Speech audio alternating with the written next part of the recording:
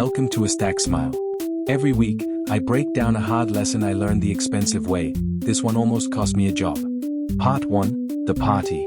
I remember the exact moment I decided to change how I set goals, because I remember exactly how good it felt right before I decided it, and that's the part that took me years to understand was the problem. It was a dinner with friends, the kind where everyone goes around and says what they're working on. When it got to me, I talked for almost 5 minutes about an idea I'd had for a business, the whole vision, the plan, the timeline. People leaned in. Someone said it was the best idea they'd heard in months. Someone else asked how they could invest. I went home that night feeling like I'd accomplished something. I hadn't done a single hour of work on it. What I'd done was describe it well enough that a room full of people believed in it, and somewhere in that description, my brain quietly filed the whole thing under done. Not because I was lying to anyone.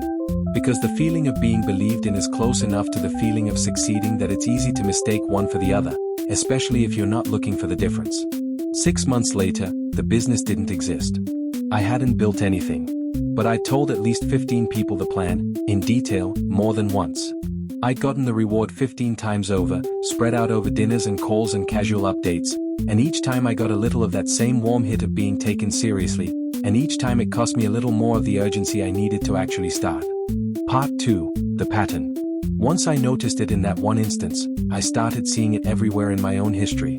The fitness goal I'd posted about, then quietly dropped a month later. The language app I told my whole family I was finally going to commit to. The half-written book I'd mentioned at 3 different parties, each time getting the same "that's amazing, you should definitely finish it." A sentence that, over time, started to feel like enough. It wasn't just me being undisciplined. There's something specific happening in the mechanism. When you tell people about a goal, you get a real social response, attention, encouragement, sometimes admiration, and that response lands in the same part of your motivation system that the actual accomplishment was supposed to land in eventually. You're front-loading the reward. And once the reward has already been paid out, the part of your brain that was supposed to push you toward finishing has a lot less left to work with. Worse, the social response can create a kind of false completion. Being seen as the kind of person who does the thing starts to feel similar to actually being that person. If enough people have told you, "Wow, you're really disciplined about your training," before you've trained for more than 2 weeks, some part of you starts acting like the identity is already settled. And if the identity's already settled, the work stops feeling urgent. It starts feeling optional, almost redundant, like confirming something everyone already knows. I started to think of it as spending the reward before you've earned it. And once it's spent, there's nothing waiting for you at the finish line. You cross it and feel almost nothing, because you already cashed the check at the dinner table 6 months earlier. Part 3, the quiet year. So I ran an experiment, similar in spirit to one I tried before with talking less in meetings, except this one was about talking less about my own life. For about a year, I made a rule: I wouldn't tell anyone about a goal until there was something to show for it. Not the idea. Not the plan. The actual result, or at least real, visible progress toward it. If someone asked what I was working on, I got comfortable saying a few things: "I'll show you when they're further along," and leaving it there, even when it felt awkward, even when it felt like I was being evasive with people I trusted. The first few months were uncomfortable in a very specific way. I missed the validation. I'd catch myself wanting to mention a project just to see someone's face light up, and I'd have to stop myself, mid-sentence sometimes, and redirect. It felt almost antisocial, like I was withholding something from people who cared about me. I had to remind myself that I wasn't hiding from them, I was protecting something from myself. What changed, slowly, was that the work started to feel like the only place the reward could come from. There was nowhere else for the satisfaction to go except into actually doing it, because I'd cut off the other outlet. I finished the language course I talked about for 2 years and never touched. I finally wrote past the chapter I'd been stuck on for months, because there was no dinner party waiting to hear about how it was going. There was just the page, and whether I'd filled it or not. I also noticed something I hadn't expected: the work got better, not just more consistent. When you're not narrating a project to an audience in real time, you're free to change your mind about it without an audience watching you contradict yourself. I abandoned 2 ideas that year that I would have felt locked into if I'd already announced them publicly. Pride alone would have kept me finishing something I no longer believed in, just to avoid looking inconsistent in front of people who'd heard the original pitch. Working quietly gave me room to actually be wrong without a cost attached to being wrong. Part 4, the question I couldn't answer. About 8 months into that year, an old friend from the dinner party asked me directly, Whatever happened with that business idea? I remember the pause before I answered, because in that pause I had a choice.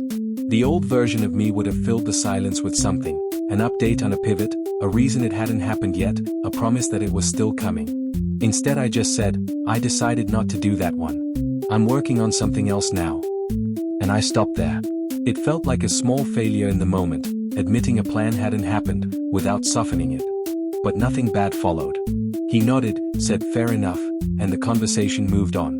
That was the whole cost of not finishing something I'd once talked about for 5 minutes at a dinner table. One slightly awkward sentence, months later, that lasted about 4 seconds. It made me realize how much smaller the actual social cost of an unfinished goal is compared to the imagined one.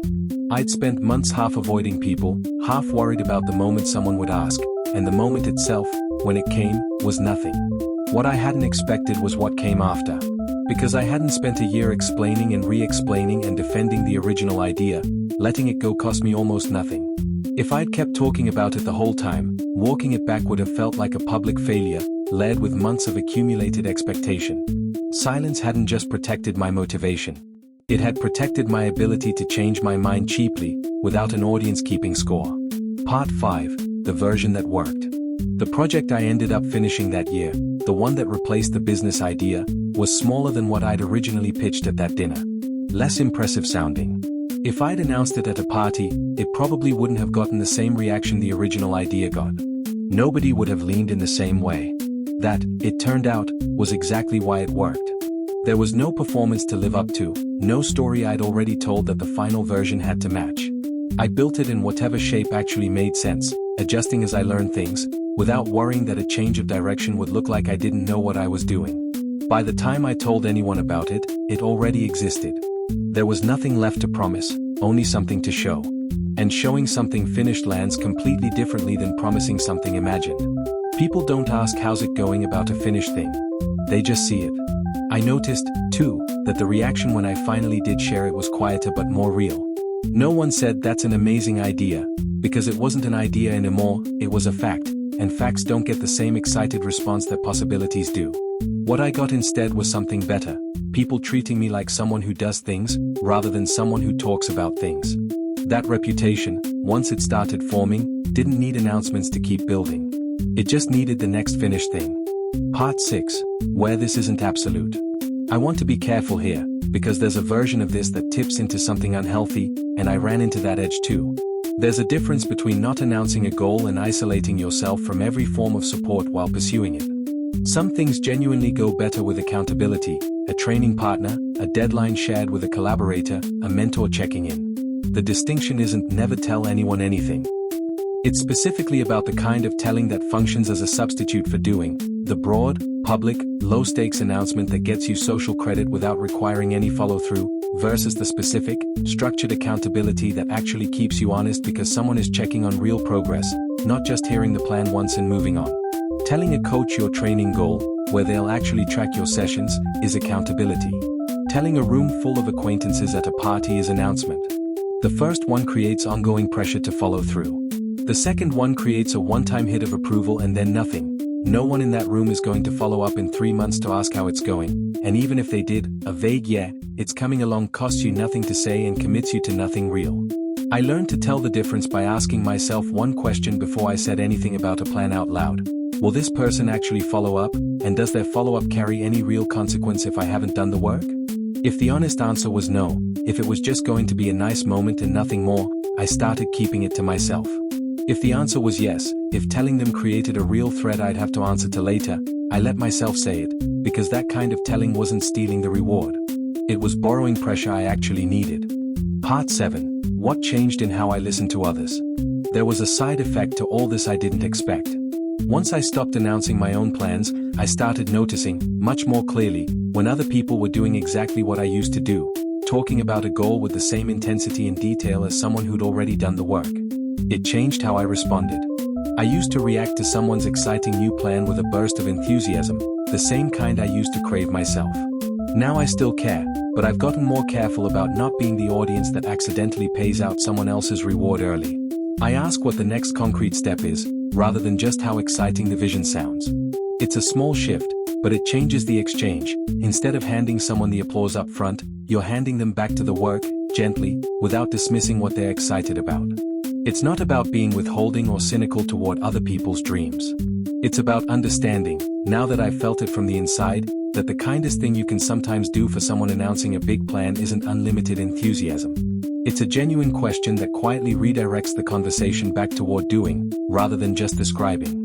Part 8. What's different now? These days, when I have a new goal, my instinct isn't silence for its own sake, it's a kind of triage. Who actually needs to know, and in what form, for this to go better? A collaborator needs specifics and deadlines. A friend at a dinner party gets working on a few things and nothing more, not because I don't trust them, but because I've learned what that kind of telling actually does to my own follow-through, and I'd rather protect the work than perform the plan. The dinner party version of me, the one who talked for 5 minutes about a business that never got built, wasn't lying and wasn't lazy. He just hadn't noticed that the applause was landing in the same place the finish line was supposed to.